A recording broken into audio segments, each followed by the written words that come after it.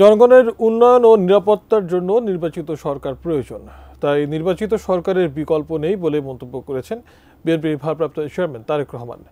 ঝিনাইদহ পায়রা চত্বরে জেলা বিএনপির গণসমাবেশে তারেক রহমান বলেন, অন্তর্বর্তী সরকারের প্রতি আস্থাকে প্রশ্নহীন রাখার চ্যালেঞ্জ তাদেরকেই নিতে হবে। ঝিনাইদহ থেকে শরীফুল ইসলামের তোলা ছবিতে আরো জানিয়েছেন সহকর্মী মনিরুল ইসলাম মিন্টু।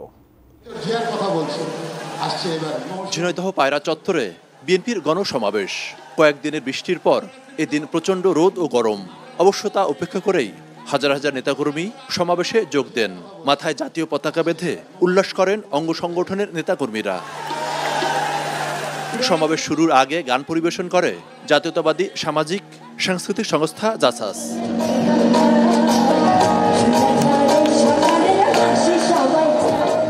ছাত্র জনতার গণঅভ্যুত্থানে নিহত শহীদ রাকিব ও শহীদ সাব্বিরের হত্যার বিচারের দাবিতে এই গণসমাবেশের আয়োজন করে জেলা বিএনপি। বেলা 4টা থেকে শুরু হয় বক্তব্য। হঠাৎই মেঘের ঘনঘটা, এক পর্যায়ে শুরু হয় বৃষ্টি। এরই মাঝে লন্ডন থেকে ভার্চুয়ালি যুক্ত হয়ে বক্তব্য রাখেন বিএনপির ভারপ্রাপ্ত চেয়ারম্যান তারেক রহমান। বলেন, স্বৈরাচার মুক্ত বাংলাদেশে আকস্মিকভাবে সৃষ্ট শূন্যতা পূরণে অন্তর্বর্তী সরকারের কোনো বিকল্প ছিল না। সকলের সমর্থনই এসেছে বর্তমানের অন্তর্বর্তীকালীন সরকার, এবং সঙ্গত কারণেই তাদের প্রতি সেদিনও আমাদের সমর্থন ছিল, আজও আমাদের সমর্থন থাকবে। তবে এখানে একটি কিন্তু রয়েছে প্রিয় ভাই বোনেরা, তাদের প্রতি আমাদের আস্থাকে প্রশ্নহীন রাখার চ্যালেঞ্জ কিন্তু তাদেরকেই নিতে হবে। তাদের প্রতি অর্পিত যে দায়িত্ব, আর সেটা যথাযথভাবে পালনের জন্য যে রোড ম্যাপ, সেটি নির্দিষ্ট করতে হবে তাদেরকেই।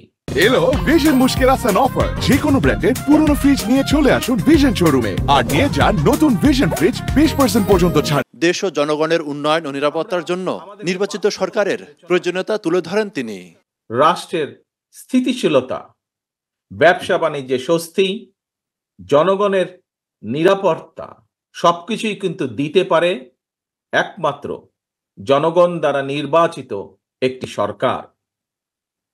আমাদের যদি এই বিষয়গুলোকে খেয়াল রাখতে হয়, তাহলে অবশ্যই নির্বাচিত সরকারের কোনো বিকল্প নেই।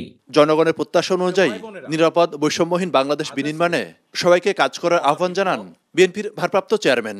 আমাদেরকে জনগণের প্রত্যাশা অনুযায়ী দেশকে গড়ে তুলতে হবে।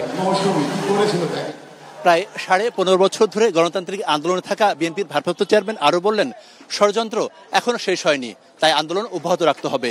এক্ষেত্রে নিজেদের ঐক্য ধরে রেখে সামাজিক এবং রাজনৈতিক সম্প্রীতি বজায় রাখার জন্য স্থানীয় নেতৃবৃন্দের প্রতি নির্দেশ দিলেন।